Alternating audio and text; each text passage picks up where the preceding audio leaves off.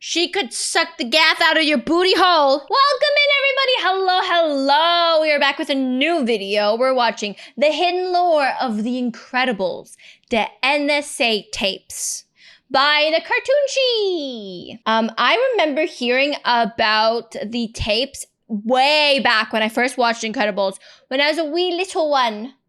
But I never really deep dived into the Incredible lore. And I feel like, why not today? Why not today? By Manscaped. Stay tuned for more info. You know, if you've got Tubby Joe Schmo over there with a laser pointed at his head, and he might have to wait in line a little while. Why is this guy literally Homelander? A lot of people tend to call The Incredibles one of the darkest animated movies of all time. You guys are probably aware. Is it weird that I think that The Incredibles 2 almost ruined The Incredibles? Like, it's a fine movie, but like, after waiting so long for The Incredibles 2, it's just not the same? Of all the video essays on YouTube about The Incredibles, right? The ones delving deep into why it's a subversive masterpiece and secretly one of the darkest animated movies ever made. Now, these are all perfectly fine, well-constructed videos, I got no quarrel with them, but something that always confused me is how so many people these days treat The Incredibles being a way darker movie than they remembered as some sort of massive, groundbreaking secret, when it's like, no, like... Dude, a guy throws himself off a building at the start of this movie. There's absolutely— That's true. The movie is not hiding how dark it is. A ton of darker subtext and lore you can get from the movie, thanks to its frankly incredible world building. Incredible! But I think a lot of people tend to focus on all the stuff you can get on the surface level because they're now adults and can actually comprehend the dialogue and mature themes the film has always had. Which is completely understandable. A lot of people still expect animated movies to be primarily focused on entertaining kids, and The Incredibles is one of the few animated movies they've watched that feels like it was also written with adults in mind. But yeah, The Incredibles has some dark stuff going on, and the scene that's always stuck with me since I was a kid is the scene where Mr. Incredible finds out about Operation Kronos, and we get a look at all the superheroes that Syndrome had killed in order to train the Omnidroid. Not just because it's a fantastic scene in its own right, but also because we never actually see many of the other supers outside of The Incredibles. I thought this part in the movie was really cool. And then also, if you have the special edition DVD set, you could listen to all their like voice lines. And I think that's what we're going to be discussing today. And Frozone. In fact, it's only in the sequel that we finally get to see some other supers actually using their powers. We also never see much of what life was like in the superhero glory days before they were banned. Now, the obvious reason for all of this is that we don't necessarily need to see this stuff. The Incredibles has a very tight script, and that's one of its greatest strengths. But the lore-obsessed freak within me has always been interested in getting a glimpse of what everything was like in those days, and more importantly, actually knowing who these heroes were and what they were like. Little did I know that for the past 20 years, I could have gotten this glimpse at any time I wanted. Recently, He only recently discovered these tapes? I knew about these tapes since I was a wee little baby. I just didn't understand them because I was a wee little baby. I've been seeing discussions about and clips floating around from an incredibly important piece of The Incredibles lore that I genuinely had no idea about, and not many people seem to know much about it either. I'm of course talking about the National Supers Agency tapes that can be found in the extras menu for The Incredibles on DVD. It's because I had The Incredibles on DVD. Classified compilation of taped interviews with many of the superheroes in the Incredibles universe, the majority of which were later killed by Syndrome or were already dead, giving us a glimpse into what these people were like, their You can see their little powers, their power typing, their strength, their endurance, their intelligence, their agility, their indestructibility. Powers, their personalities, relationships, and their weaknesses, and how this roughly half an hour's worth of optional extra content included on DVD adds so much to the existing Incredibles lore and provides some genuinely interesting and sometimes disturbing insights into what kind of people were behind the I wish movies would still do this, where they would add extra stuff onto the DVD, like behind the scenes stuff and extra lore. Masks. I've had this in my possession for about as long as I have been alive, and not once did I ever think to check these out because Why would you never watch The Secrets? never really been interested in the extras included with DVDs, which I know may sound heretical given just how much Look at the concept art. That's so cute. cool stuff used to be crammed into these extras menus, but that's just the kind of kid I was. Nowadays, given the frankly depressing state of DVDs, now there's just very little heart or soul put into their presentation or extra content. You'd think that like the Sonic movie DVD would have extra stuff, but they don't. They just have play audio subtitles and scenes. I would kill to have stuff like this back. It's so cool, especially when you start listening to these tapes and realize they had Some of them even had little video games on the DVD extras. To get a ton of voice actors to read like 1 to 2 minutes worth of dialogue each for characters that are canonically dead. This was made purely out of love and to add some additional context to an already rock solid film. Pixar used to be one of the best when it came to extra content included on DVD, and honestly nowadays, even if they just put these kind of things on Disney Plus, I'd still be happy to get them. But anyway, I wanted to do a proper deep dive into these tapes and discuss all the little details I could get. There is technically a video about these tapes from Thai Records lol, and I mean no offense when I say this, it was basically just a re-upload of the tapes with about 4 minutes worth of additional commentary, and personally I think there's a lot more you can say about these tapes. Here's how this is gonna go. I mean, you can do something just because somebody else did it as well, right? Pixar has fallen. A lot of things just change. It's the way we consume content that has changed, right? Things are not the way they used to be because people are not the way we used to be, right? So, I'm gonna try to play each tape in full and give my commentary and analysis after one of them is finished. I may have to cut some of them short if any copyright issues arise, but I've noticed Pixar are pretty lax when it comes to copyright protections on these, so if I do run into any issues, I'll try to play the most important parts for you. In conjunction with the tapes, I will also be providing some lore drops from the Elastigirl prequel book set before the events of Incredibles 1 whenever necessary. This is also a handy piece of lore that not many people know about, and it's also a pretty fun read. I hope this is more of a chill video. This is very different compared to what I usually do on this channel, so please let me know if you enjoyed and found this interesting, and I'll see if I can make some more videos like this one going forward. But first, please allow me to fulfill a contractual obligation. This video is sponsored by Manscaped. Chat, would you not buy a ball trimmer if it didn't say the word man on it? You know, you can buy any ball trimmer. You don't have to buy the manly ball trimmer. All ball trimmers are appropriate. And welcome back. Don't worry, it's a designated ad that will be trimmed out in the YouTube commentary video that we post after I edit this video down. So you will not have to watch this trimming video of the ball sack trimmer. Said previously, each tape belongs to a specific hero, and the information provided on screen and through their voiceover will be discussed once the tape itself is finished playing. I've also broken this video. I haven't watched these tapes since I was a wee little one, so I'm excited to see what they're like now that I'm an adult. Up into chapters, so if there's a specific character here you're interested in hearing about, then feel free to skip along, though I do recommend you watch in full. Alright, let's begin. Apogee. Do we have to talk about the Thrilling Three? Yes, I was part of that group, and it was well-intentioned. I love how these tapes are giving, like, backroom SCP vibes, you know what I mean? A bit misguided. You know, let's face it, it wasn't really the Thrilling Three. It was really the Thrilling One, plus two, in Gazer Bean's mind. It was less than thrilling. Less than thrilling, that's good. Well, let's see. I started out in Arizona and then migrated over to Los Angeles, which was great. I had a great long run there. A lot of work to be done. A lot of superheroes see Los Angeles as a... If you want, chat, I will mansplain to you how to shave your ball sack. Kind of a launching ground. And to be honest with you, I didn't have a lot of places to launch to from there. The solar-powered thing, you know, it's... Sure, it's good for the environment, but it's not so good for me. It limits my ability. It limits my work hours. It makes me look like an idiot if something happens at night. You know, really, it's really hard when it's nighttime for me because I'm a rather social person. I like to dance. I like to go out to dinner, and if something horrible happens, my power's not going on because the sun's not out, and so it can be frustrating at times. Unless evil breaks out at a tanning salon, I'm done for. One thing you'll immediately notice about these tapes is the fact that every hero's weakness is either written down or said out loud by the hero being interviewed. Which seems like really rude. How dare you write my weakness down? So she uses solar power.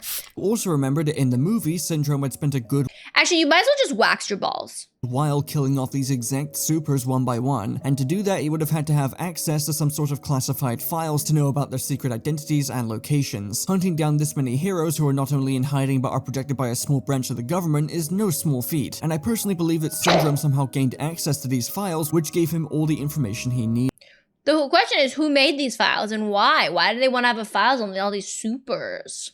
And I don't think it would have been that difficult for him to obtain these files given his career as an arms dealer, and he likely had a good relationship with any government or agency buying from him. Then there's also the fact that Mirage does most of the scouting and spy work for him, as seen when she's tailing Bob and Lucius at the start of the movie, and when she successfully sneaks into Insurer Care to spy on Bob and deliver the message to him when he's not looking. This would also be a good reason for why these tapes were even made or thrown into the DVD as a bonus, giving us a look at all of the files Syndrome had on supers in order to kill them off one by one and train the Omnidroid. As you likely saw and heard, Apogee gets her powers via solar panels, which, to be a bit of a nitpicking douche for a second, is very funny considering the golden age of supers likely took place in the 40s. Supers were likely banned in 1947, and commercially viable solar panels weren't really a thing until 1954. Oh shit, continuity error. Hey, look, we're overthinking The Incredibles here. I can be a history nerd if I want to. And she makes it very clear that she's next to useless at night. It can be rightfully assumed that Syndrome took advantage of this by having the Omnidroid attack her either at night or in an enclosed space with no light source. We also learned that she was part of the superhero group called the Thrilling Three, that consisted of her, Gazerbeam, and the Flange. We'll learn later on that superhero group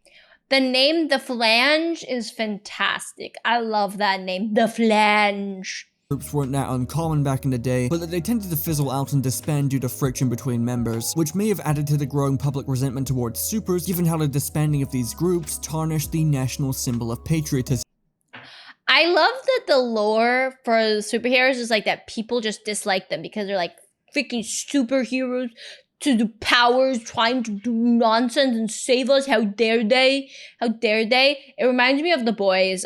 I mean, The Boys was obviously later than The Incredibles, but like I really like The Boys world as well, where the superheroes like, with great power comes great irresponsibility. Which is something you probably don't want to do in a recently post-World War II America.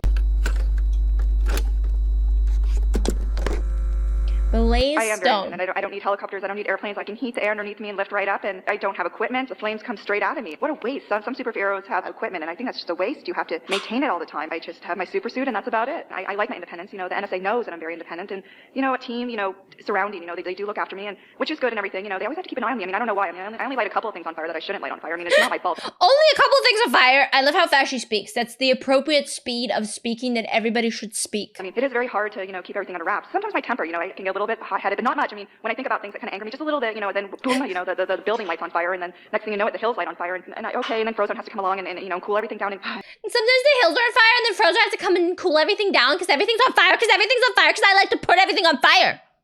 And then I have to be grateful and say, oh, thank you, Frozone, I really appreciate it. But, you know, it's really annoying. He thinks he's all that. And I do enjoy being independent. You know, they recognize that. And I love my powers. And, you know, I don't have to carry any equipment on me. And I really enjoy that.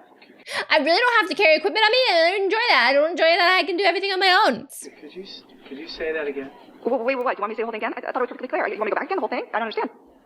Oh, I am so sorry. I know what the problem is. I keep on forgetting which dimension I'm in.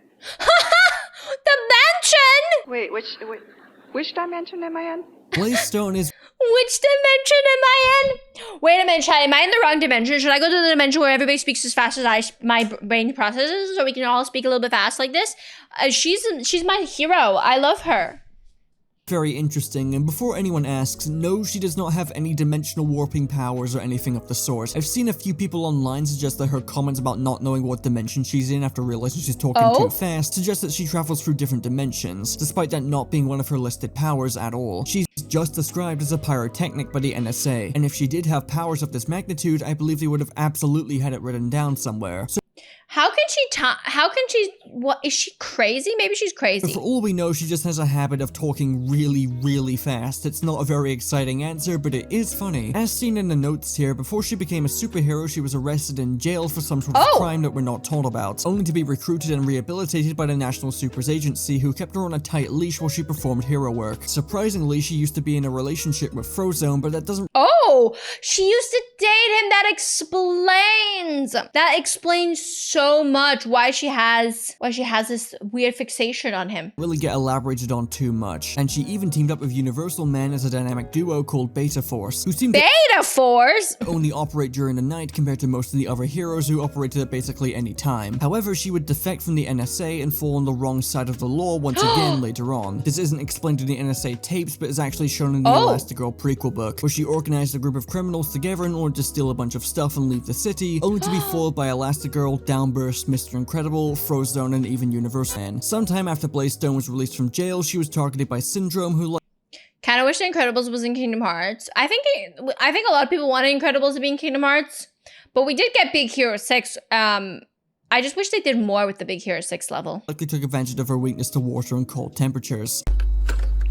Downburst. My powers are atomic density manipulation, ability to reshape matter. Say you have a cut or a boo-boo on your arm, I can, I can probably do something about that. I can probably do something about that. I'm a little bit better than that. I'll actually heal it. So I got my start in a doctor's office, actually. It seemed like a good place to start at the time, but it's pretty boring in there, actually, and I got a little tired of it. The doctors, they didn't appreciate what I was doing as much anymore, and I wanted something a little sexier, than just... A little sexier than a doctor's office. Cleaning up wounds. So I thought I would try this whole superhero thing, see how that went for me. Currently, I'm focusing in on trying to reshape different materials into bicycles. Bicycles? It's sort of a hobby. I'm starting to gain some acceptance within the superhero community. I've gone to conferences and stuff, and, at first I started in the back of the room, just sort of as an onlooker. Now I have my own, I have a table I get to sit at now. Some heroes talk to me. Some heroes talk to me. I'm like, I'm the table in the bag. It's fine. Especially if they want a bicycle. Downburst seems fairly Especially if they want a bicycle. chill, honestly. He doesn't seem like the strongest hero ever, but his atomic manipulation powers seem fairly neat.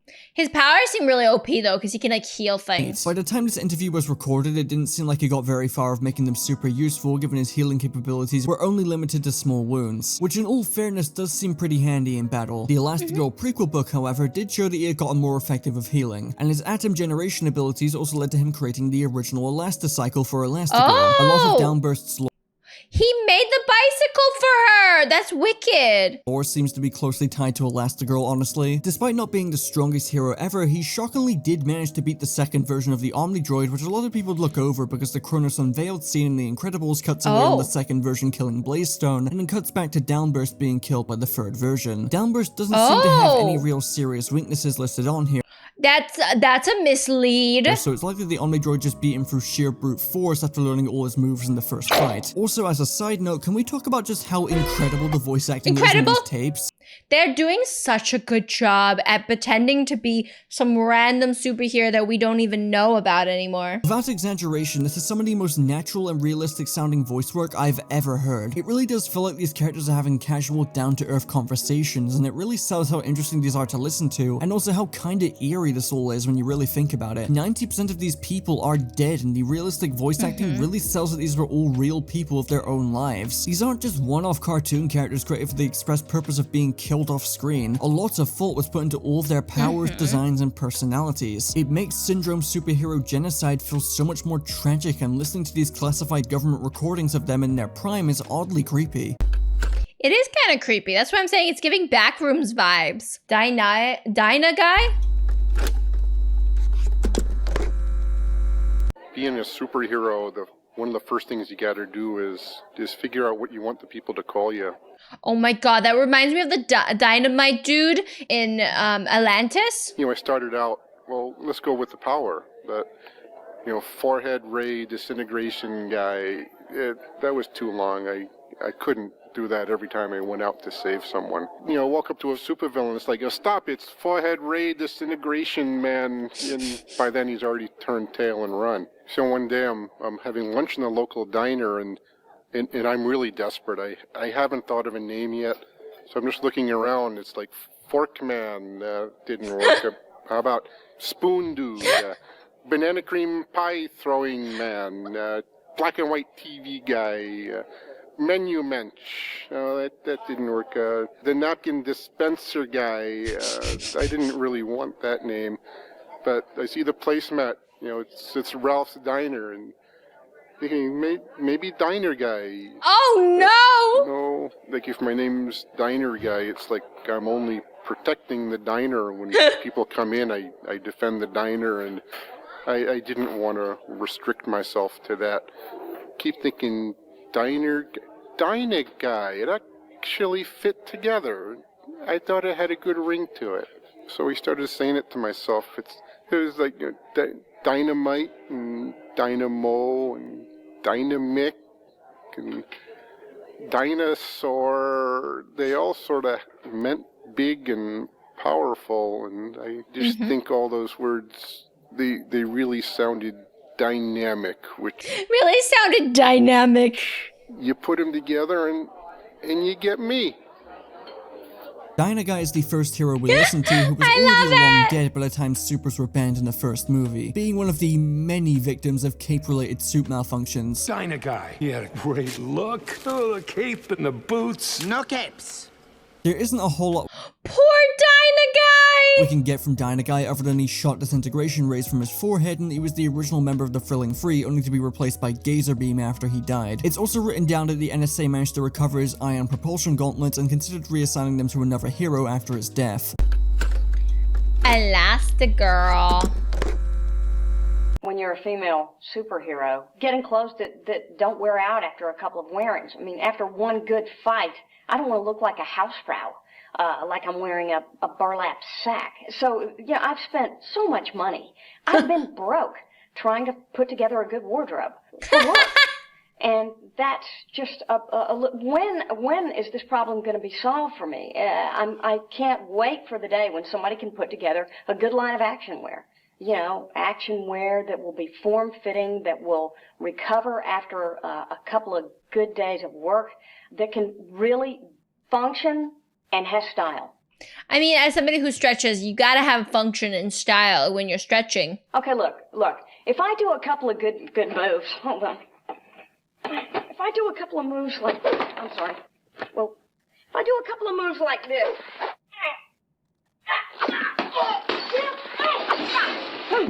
I'm sorry. I'm sorry. Like that.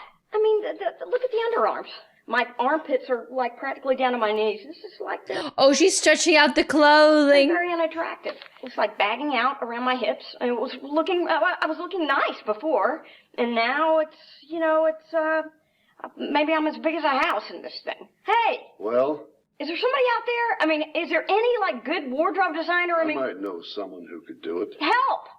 I'm looking for a little help here, okay? Her name's Edna Mode. She is a bit tough to deal with, and she won't come cheap. You know what? I got a good question. How come the NSA, the National Supers Association, isn't paying for my action wear, huh? Just remember to save your receipts. I don't think you guys want me playing for any other team, do you? Even though we're all Oh, the threat. very familiar with Elastigirl by this point, there's still some cool points of interest here. She was offered to lead a new superhero team called Heroes Incorporated and denied the offer, and was often romantically pursued by a lot of supers and kept shooting them down, preferring her freedom and independence. This further adds to the juxtaposition shown with her and Mr. Incredible during the opening interview of The Incredibles, how Bob wants to settle down and raise a family, whereas Helen is still constantly thinking about hero work, and how once they got married and raised a family together, they completely swapped priorities. This interview also marks the first time Elastigirl is taught about Edna Mode, sparking their partnership and leading to the creation of her classic suit we're all familiar with. Towards the end of the interview, she gets a bit feisty of the NSA about how they aren't paying for her damaged super suits, which are costing her hundreds, potentially thousands of dollars to replace, even making what sounds like a small threat to play for a different team if this isn't sorted out for her. There's a couple of conclusions you can reach with a statement like this, but given the time period, and stay with me here, she's probably referring to the USSR. We've already seen with the disbanding of the Thrilling Three that superheroes and superhero groups were closely tied to the image of American patriotism, and given the Cold War technically commenced in the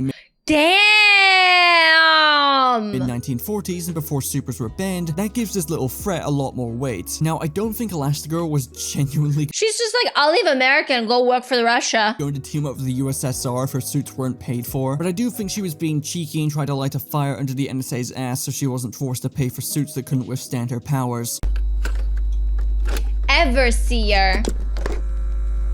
You see, when one is a superhero, there's a certain catalog of expectations that are incorporated with it. Say, the physical appearance. Yes, I stay in shape. Yes, I have the colorful outfit that goes along with it. But you see, what is inside? The perception, the sensitivity, the foresight. The foresight. He sounds so pretentious, doesn't he? Because he can see everything. But look at his bar. His intelligence is through the roof. The smarter the hero, the more pretentious they become. And the psychic awareness are what is important and what makes us different. It doesn't like mind-reading animals, especially squirrels.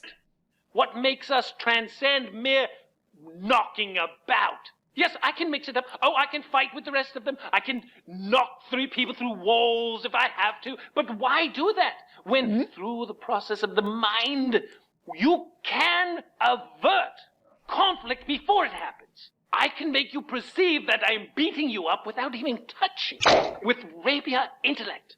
Quite frankly, there are a lot of things that come along with being a superhero, the whacking, the battering, that I find quite unpleasant. And frankly, it's the germs. They're everywhere, and they're... He's a germaphobe! Does that mean all squirrels in the universe can read minds? No, he can read minds, and he doesn't like reading the minds of squirrels. Thank you for the boobly eyes. They're so small, and saliva, and blood, and bits of bone, and tooth. There's a lot of supervillains. Frankly, they're not clean people. They don't take care of their hygiene. I mean, you punch a mouth and who knows what's on you after that. If cleanliness is next to godliness, then ungodliness is dirty. I can deal with a messy psyche, but I cannot deal with a messy bathroom. I mean, why can't... Nobody wants a poopy bathroom, though. People just clean up once in a while and wipe a sink or they leave hair. Don't they see it? Don't they see the scum building up? I mean, it is just a nightmare that you walk into someone's bathroom and they have not touched it in months. With scrubbing. Are we out of time? Everseer has a funny voice and I like him. Being part of one of the few successful superhero groups in this universe, the Phantasmics. Something I've noticed of a decent number of heroes in these tapes is that some of them really aren't that strong. Downburst and Everseer seem to fill more supportive roles than actually engaging in the crime fighting themselves, with Everseer specifically relying on telepathy to avoid unnecessary violence and to reorganize the Phantasmics and coordinate an attack. I can't imagine he fared very well against the Omnidroid. Definitely wouldn't have lasted long, especially since he was facing it alone without the rest of his team. I also greatly doubt that Syndrome was able to capitalize on his weakness because, I mean, read this for a sec. It's very... Weakness is mind-reading animals, especially squirrels. I mean, you could bring a pet squirrel to deal with him. Very likely Everseer died quickly. An interesting but non-canon tidbit here is that there was a line of Incredibles comics by Boom Studios that I also had no idea existed until recently, and before the comics were cancelled and the canonicity was thrown up in the air thanks to Incredibles 2, Everseer foresaw his death at the hands of the Omnidroid years before it actually happened, and that when he was killed, his brain was preserved and was used by the main villain Zarek. That's about the extent of my knowledge regarding these comics, and what happens after this isn't known due to the comics cancellation, but I thought this was an interesting bit of trivia to add. Frozone. Was the script improvised? Which script? The interviews? It might have been improvised, the interviews. I've had some mishaps as Frozone, but generally I've learned how to take, lemons and make lemonade, And I've been able to do some things for people that, possibly would have turned out quite badly had I not been there. I've gone on vacations with friends of mine who were looking forward to a great ski vacation, and we got there, snow was melted. Hey, I was able to go out and make that happen. I'm like the human. I love he's like bragging. I was able to fix the ski slopes so that my friends and I could ski. Zamboni. One day, I must have been, I don't know, maybe 1.5, 2 years old, and I had a glass of Kool-Aid, and I really wanted a popsicle. And in my mind, I was thinking, popsicle. Next thing I know, Kool-Aid was frozen in the glass. I was like licking it, and from that point on, anytime I wanted to freeze something, I just thought about it being frozen, and it was frozen. I was elated. I'm a superhero because that's who... I mean, ice powers are so cool. I'm a big fan of ice powers. I am, you know. If it was possible, I would love to just tell the world who I am and let them know. But then I'd have no privacy, right? There'd be, you know, babes lined up around my house. He's like, it'll be so many babes. There'd be guys calling every day trying to ask for a super favor. You know how that is.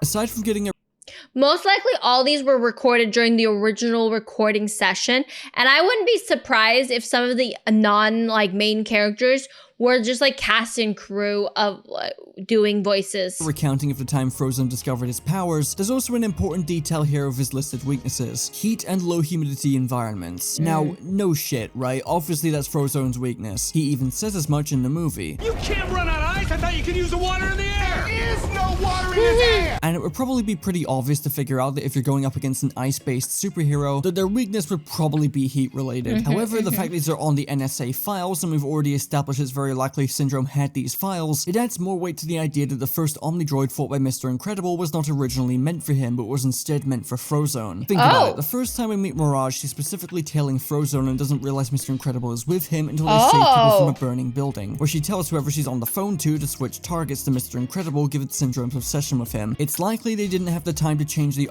Omnidroid to accommodate for Mr. Incredible's strengths and weaknesses, which explains why the Omnidroid chases Mr. Incredible down to the lava, as that was the plan for Frozone. It would render his powers completely obsolete due to the extreme heat. Then there's also the fact that this Omnidroid's eyes are blue instead of the red that it has later on, and the fact Syndrome already had Frozone's location written down, and oh, that makes sense, that makes sense. All starts to click together. Gamma Jack. There's a silly rumor that Gamma Jack is Jack Jack's real dad. There's always going to be a lot of collateral damage. There's lots of villains, and there's lots of villainous deeds going on at any given time. Part of my job is to prioritize which villains I'm going to combat. You know, so, you know, I take a look around, I see if there's any good-looking women who need to be rescued immediately, and then he's like, I gotta first make sure to rescue the good-looking women. I sort of start from there and work my way down the list. You know, if you've got Tubby Joe Schmo over there with a laser pointed at his head, and he might have to wait in line a little while. Yeah, I've fought my fair share of villains, and they all have their own unique challenges. You know, they got their zombie monkeys and their giant laser robots and their super aquatic ninja pygmies. But I tell you, once in a while, the real kicker is I get these dames, man, these dame villains, and they got the curves and the hair and the big eyes, and boy, those ones they're really, really hard to kill. You know, especially the ones that they come up and, you know, and they're looking at you and you're looking at them and you feel that simpatico, you know, like the simpatico. Like she's digging you and you're digging her, digging you, and boy, you really got to take a jog around the block real quick and, you know, sort of get your concentration back, compose yourself, because you know, you can't get distracted by these sort of thoughts when you're going up against a super villain. That's one of the hard parts of the job, you know, when you come across a dame who's really something to look at, and you just gotta let her have it, cause she's a villain. You're just like, you don't want to hurt her because she's beautiful and gorgeous. And yeah, those are the bad days. Holy God, a Gamma Jack is a piece of work, alright? This was the tape that convinced me to make this video in the first place, and it's probably the most known about and discussed tape of the bunch due to how obscenely out of pocket this guy is. Firstly, let's talk about Jack's powers real quick. Controlled radiation bursts, from focused burns to complete disintegration. I really want to know how Jack even died to the second Omnidroid he fought, because he is incredibly overpowered, and given his personality, super dangerous. He probably got distracted by a sexy lady. He can either choose to shoot you with a cancer ray or just straight up toss a nuke at you. Why would you even be a criminal in Metroville when this guy is running around? And what makes his powers more terrifying is just the kind of person Jack is. Not only does he sound like a chronic narcissist, but he's also just a bad person in general, choosing to prioritize women he finds most attractive in a dangerous scenario and then working down the list, looking down at anyone he finds unattractive and saving them last. The NSA files also describe him as a super supremacist, believing that supers are a superior race. Oh no! Oh no! Oh no! Oh no!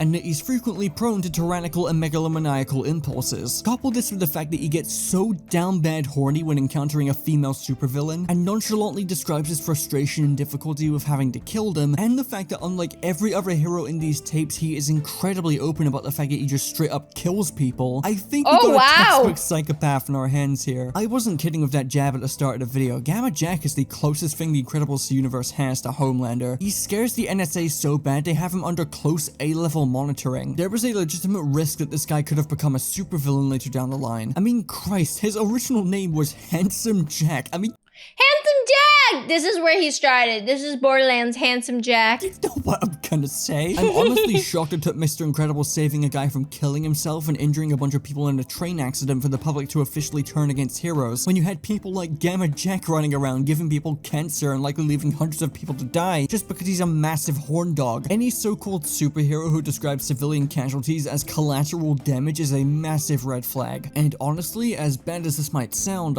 I'm kinda bummed they killed him off in the first movie. He would have been great as a villain as well. So much potential for Gamma Jack as a villain, and while it's very wishful thinking, I kinda want Incredibles 3 to focus on Wait, they're making Incredibles 3? When did they announce this thing? him if they find some way to bring him back. I mean, it's not entirely impossible he's dead. Remember, Mr. Incredible managed to evade being detected by Syndrome after his defeat, and the system had him classified as terminated. So what if Gamma Jack did survive? What if he tries to start a superhero revolution in the third movie? It won't happen, but I like thinking about the missed potential sometimes. Gazer beam. I think the question I get asked the most is what happened with the Thrilling 3. It was working fine for me. I love how his weakness is reflective surfaces. I have no problem working in groups. I think we were very successful. I think at times we may have been among the best, but a team is just that, a team. And then any time you take individuals and you put them in a contained environment, they tend to react like oil and water sometimes. Oil and water? Peanut butter and chocolate. Although peanut butter and chocolate does taste good together, so that's actually a bad example. How about mint and chocolate? They don't belong together. I quite enjoy that. I think the thing I get asked about the most, of course, is my laser vision. People tend to think it's a real picnic to have eyes that shoot lasers, but believe it or not, it's had its disadvantages.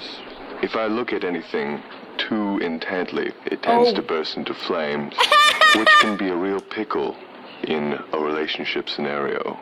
When you're conversing with somebody, a normal person would be able to look them square in the eye. I avert my gaze, which is often interpreted as disinterest, or rather daft or stupid, which couldn't be farther from the truth. I'm a man of culture, a man of passion. A man of culture and passion. And I would say a man of humor, which is not widely known.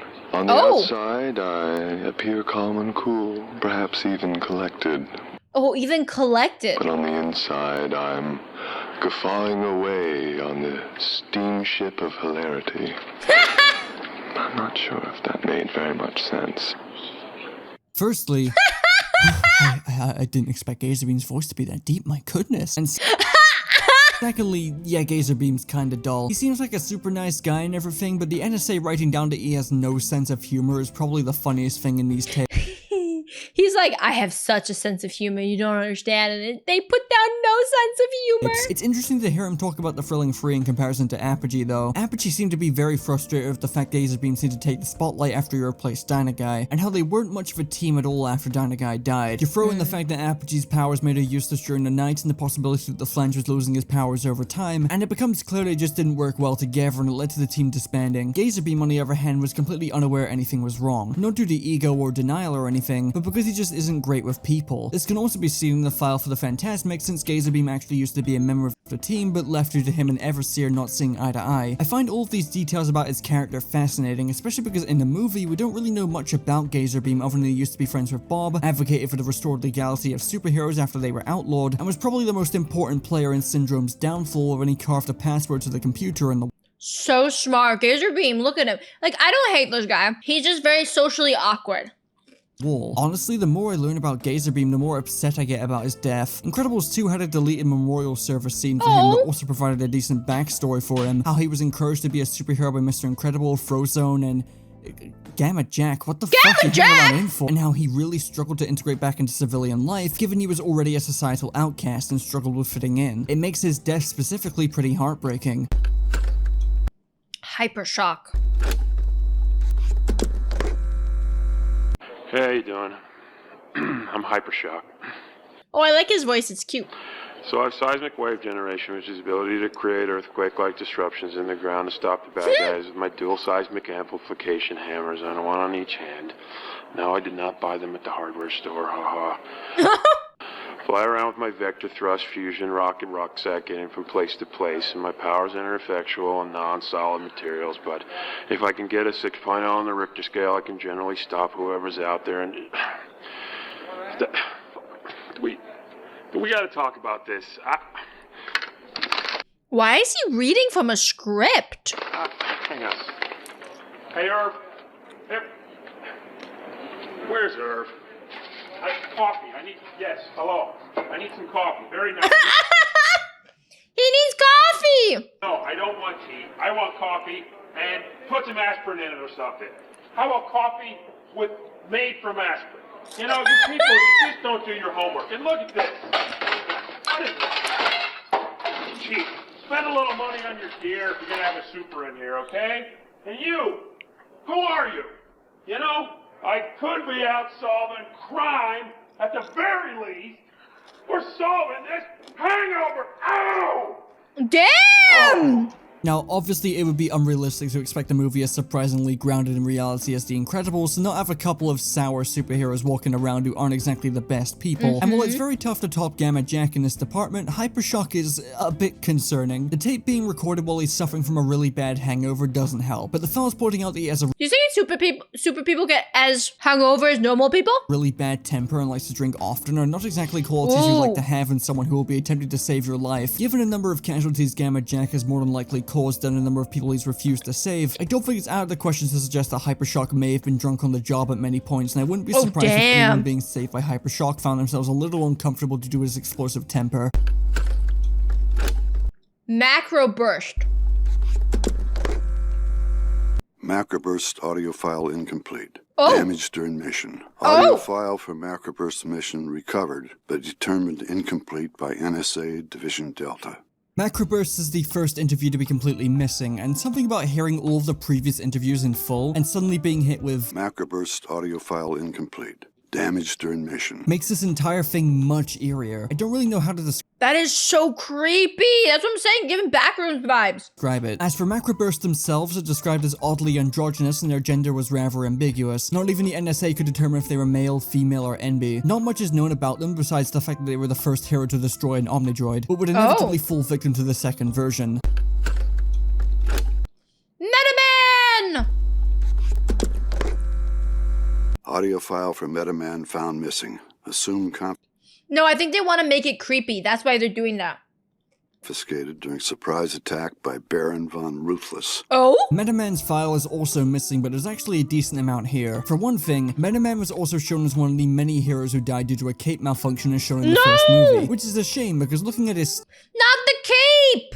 stats, he seemed absolutely cracked. Oh 3 my out of god, 4 look at bars that. maxed out, one He's a nearly himbo. there, and only suffering in intelligence and indestructibility. This would suggest that Metaman might have been one of the strongest heroes on the planet. Look at how many powers this guy had. Flight, super strength, x-ray vision, teleportation, magnetic manipulation, partial invisibility, and could even communicate with aquatic mammals. That's a massive hodgepodge of powers to throw into one guy. He's like a Superman Swiss Army knife. In fact, it's likely he was considered by many to be this universe's equivalent to Superman and seemed to genuinely be committed to hero work. If any other hero had asked the NSA if they could oversee all of the current superhero teams, I think they would have been shut down. The fact the NSA were considering it shows just how much they trusted him. The reasoning for the file being missing is that it was apparently stolen by Baron von Ruthless, a notorious supervillain in the world of the Incredibles and the sworn enemy of Metaman. So notorious, in fact, that there was even a time where Frozone got caught by him and managed to escape due to Ruthless's habit of monologuing, which if you don't remember is the story Lucius recounts to Bob near the start of the movie. What does Oh my god, I don't remember this. And Von Ruthless do?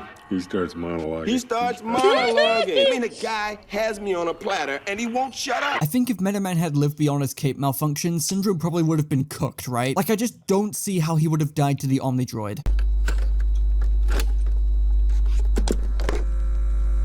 You know, some superheroes, they pay attention to their look when they're first breaking in, but then they get a little notoriety, they get a little sloppy. I mean, I don't want to name names, but okay, the Flange.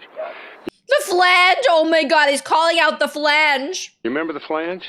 Oh, you know, Flange. I mean, I love that guy. Hey, Flange, you know I love you, and I'm not talking out of school here, but the outfit, come on. I mean, he wore that out, but he didn't even have it cleaned. He had schmutz on it from other battles that he fought, and he actually worked on a signature yodel for a year. Yodel? A superhero yodel. If you can grasp that, I mean, yeah, I'd see him occasionally, you know, we'd be at the same catastrophe. And he would come up to me. Yodel, yodel, yodel, yodel. Hey, Mr. I. I've been working on it, what do you think? Ooh,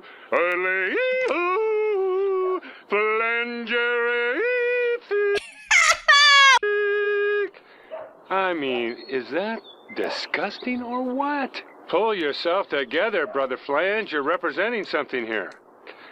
It was embarrassing. It was a waste of time. And quite frankly, it was denigrating to the profession. Yeah, Mr. Incredible is Mr. Incredible for a reason. Kids cannot look up to a yodeler.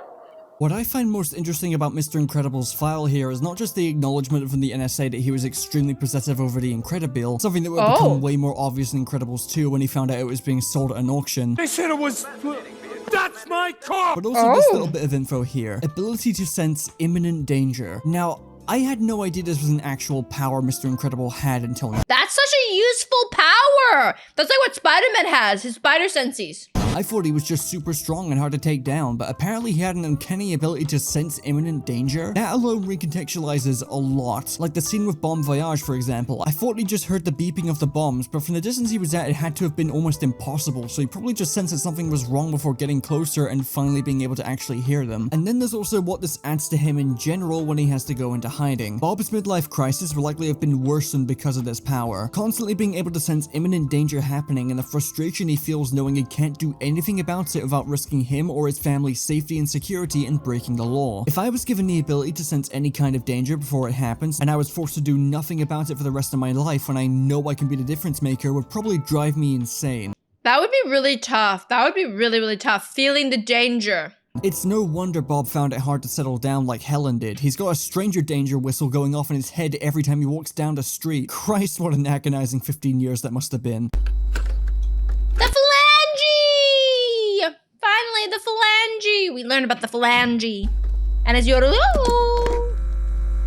I'll be happy to answer any questions you have. I just, you know, it's kind of off day for me. I blew out the pipes. I was trying to seal off this thing that came out of the water. You know, the villains, they always got those bases and stuff. So the funny thing is I blow out my pipes by blowing out the pipes, you know what I'm saying? It's a little joke, you know. The play on words. Yeah, well, you know, the Thrilling Three, what can I say? That was a good idea. I mean, I'm not sure I really know what happened. You know, people blame me and they say there were these, you know. I love how his weakness is, laryngitis. Conflicts, excuse me. A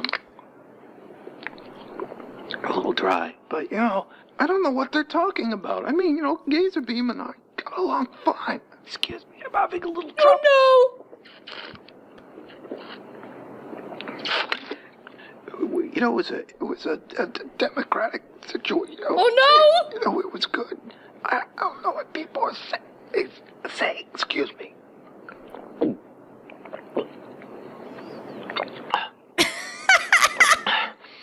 I like Gazer Beam. He was a good guy.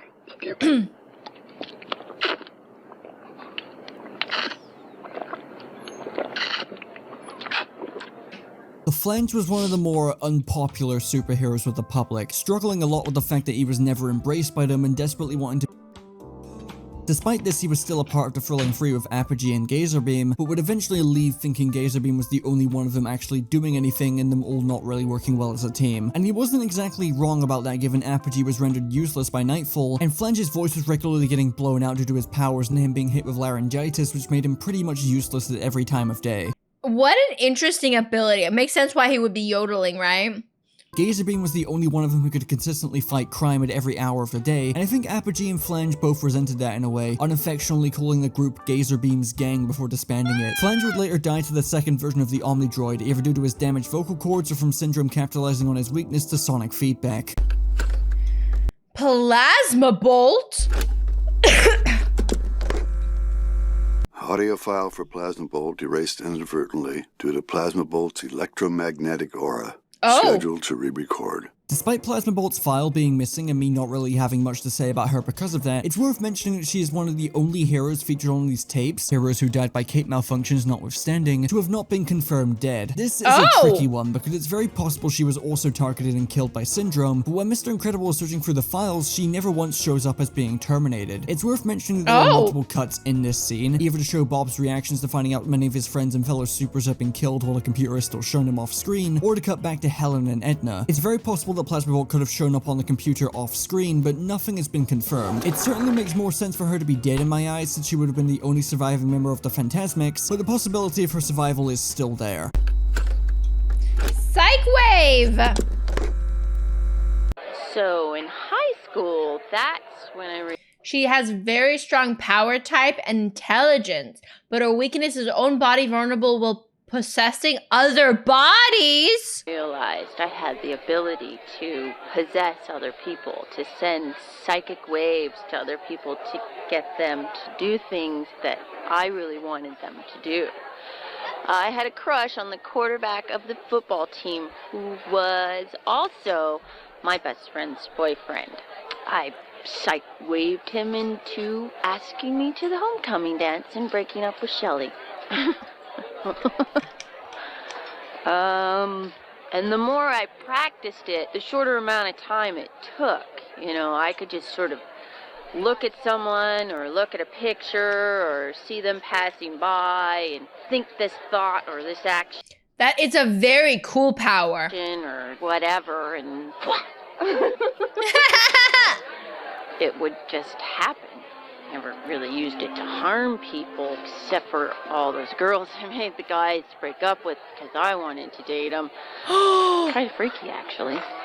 Oh my god, what a mean girl! Psychwave is a fucking freak. I wasn't kidding earlier when I said there were some pretty disturbing supers in this universe, and Psychwave is definitely one of them. I really want to know the limitations of her powers, because she's able to possess anyone she wants through either looking at them or looking at a picture of them. A picture of them is wild. Like, that is just insane to me. Not to mention how gleefully she's talking about how she would just randomly practice possessing other people to do her bidding, to the point of possessing multiple guys to have them break up with their girlfriends simply because she wanted to date them instead, including her best friend's boyfriend, by the way. Oh my is god! Absolutely unhinged, and the fact that she's paranoid does not surprise me. Recounting all of this stuff with a smile and looking back on it while laughing is just peak sociopath to me. She is sick in the head. There is some debate as to whether or not she survived the Omnidroid, despite being shown that she was terminated. The official Incredibles wiki states that Syndrome never found her body, but I can't for the life of me find a detail that confirms that. So as far as I know, that crazy bitch is dead.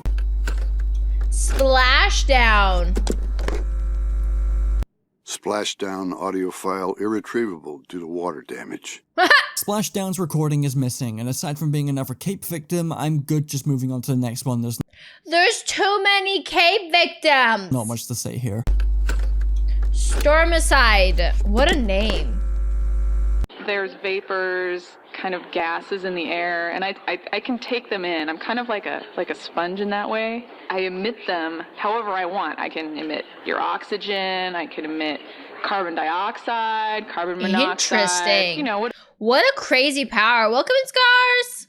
whatever you need. It really depends on the situation. Say there's a fire, you know, and I gotta save people or whatever. Basically, I can take the oxygen out of the air, and that stops the fire. On the other hand, if there's a bad guy, I just emit the oxygen, and the fire gets a little crazier, and then, you know, bad guy smoked. It's kind of Because I'm all about gas emissions. Yes, I have been the butt of many jokes.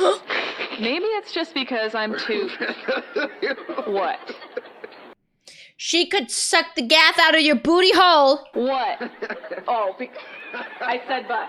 I said butt. Ha ha ha. It's a good time. See. He didn't die to a typhoon. The cape got stuck into the typhoon. Sure, he could have stopped the typhoon, but I don't think he wanted to stop the typhoon. This is exactly what I'm talking about. I've got powers. They involve gases. What do you want?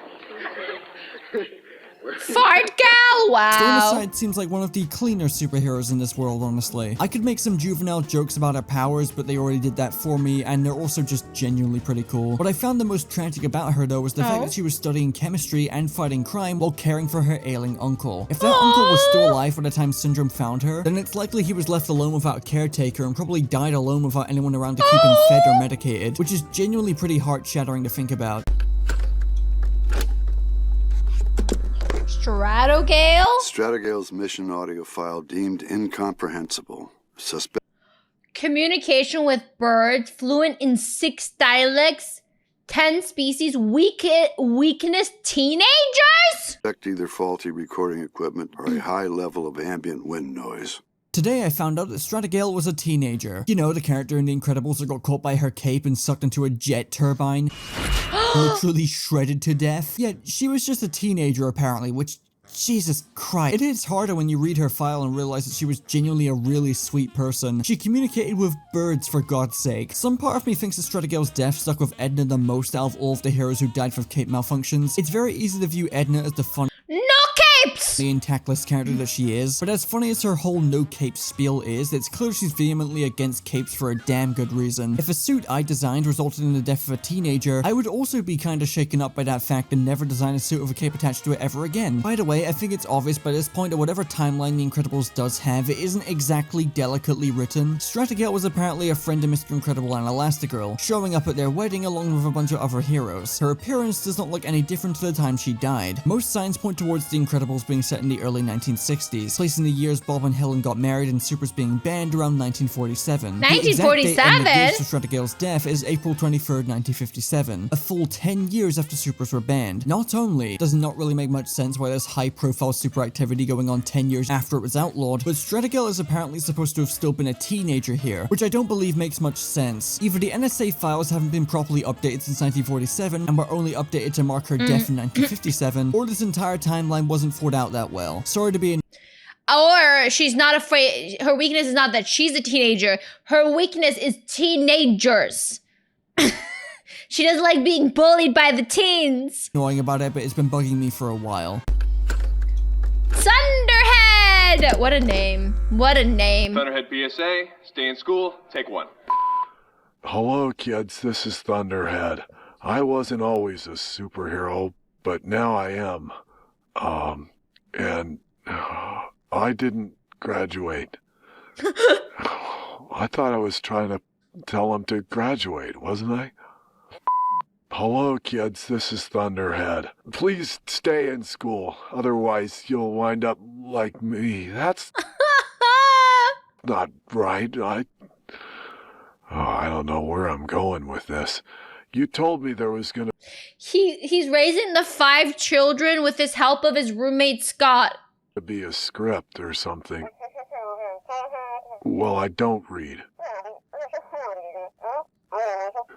But you were gonna tell me what to say in through the headphones, and you're not telling me anything except go again. Hello, kids, this is Thunderhead. I didn't like school much, but maybe you will, because you probably won't have the same teachers I had. That's not so good. Just aim high, and Thunderhead believes in you. Thank you. Thank you. Thunderhead's interview might be the saddest of the bunch. Edna described him as a really nice guy in the movie, but this tape really sells that for me. I get the impression Thunderhead isn't just dim, but might be mentally impaired in some way. He didn't graduate high school either, and his comment about his teachers gives the impression he may not have had the most respectful or accommodating upbringing. He also clearly struggles with the directions being given to him for the stay in school PSA he's recording, and it just makes me feel really bad for the guy. He's just a little sweet dummy. He also adopted 5 kids of his own that he raised alongside his roommates, only referred to as Scott. I'd make a comment about how it can be easily inferred from this that he's probably gay, but I can't really say for sure. Still though, the fact he They were just roommates, Chad. They were just roommates. died in action and left 5 kids to be raised by his roommate and no one else is just really sad, honestly. Universal Man! Most superheroes have the alter ego so they can have the so-called normal life. Me, I choose not to. Is that Arnold Schwarzenegger? See why I get so much flack for not having an alter ego. I mean, it's supposed to be a secret. No one's supposed to know. So what's the point? So if I take a girl on a date, I'm wearing the costume, sure. They like to bask in the awe of Universal Man. But when we're alone, you know, with the candlelight music and the pericomo and the fragrant oils and things of this nature, then they come to me and they say, oh, Universal Man, maybe you take off the mask. Maybe we can see who's underneath. There's no one underneath. They would be horrified if I asked them to take off their face. This is what Universal Man wears. This is me. Other than being indestructible because of my high density, I am just like you. And that's when the breakup starts, with the late-night recriminations and the slamming of the doors and the shattering bottles and the things of this nature and the redistribution of the assets and the it's not me, it's you. It's not me, it's you! It's not you, it's me. But in Universal Man's experience, it's always you. Universal Man is just really funny to listen to. He's incredibly unstable, but I don't get the same level of disgust I get from hearing him speak like I do with Gamma Jack and Psychwave. I'd say he's far more redeemable at least. It's clear he has incredibly low self-esteem, being one of the few He's apparently very indestructible. superheroes to not have a secret identity whatsoever. What I want to know is how the hell he died to the first Omnidroid. He was the first one? The first superhero targeted by Syndrome and the very first hero to die to the Omnidroid, despite his powers being absolutely cracked. He may not be the strongest hero ever, but he's nigh on indestructible and can increase his molecular density to make him even tougher to take down and even stronger to boot. Not to mention he can alter his personal density all the way to the level of a literal black hole. And if he did this, the entire world would just end. By all accounts, he should be one of the few characters in this world who is practically invincible. And yet he still died to the first Omnidroid. Fucking how? I get that he's clearly not intelligent, being like a couple points above Thunderhead in that regard, but he had to have been caught off guard and killed immediately, right? I just can't imagine a scenario where he could see the very first Omnidroid coming and still die somehow. Sorry, Universal Man, your powers are cool and your voice is funny, but you are the biggest fraud in this universe by a long shot. Rip. And those were all the tapes available on the Incredibles DVD. I hope this was an informative and interesting watch. I certainly found myself in awe at how much detail was put into these despite them being completely optional content. I think it's really cool how much detail they put into it. I wish more movies and TV shows would put details into extra content. I think it's really, really fun because it really builds up the lore of the world. I swear, Kiao! I swear. I'm gonna increase the price to 10,000. You'll not have any money. There's still a lot about the Incredibles lore I haven't fully tapped into yet, like the Elastigirl prequel book and the now non-canon comic books. There's so much Incredibles media out there that I just had no idea about, and I'm very eager to learn more and put some pieces together. Who knows, one day I might make the bizarre lore of the Incredibles before Chupo does. No offense, Chupo. Cartoonshi, I know where you live. Oh. Anyway, thanks for watching. That's the end of the video. Play Yakuza or something. Play Yakuza or something? I love that.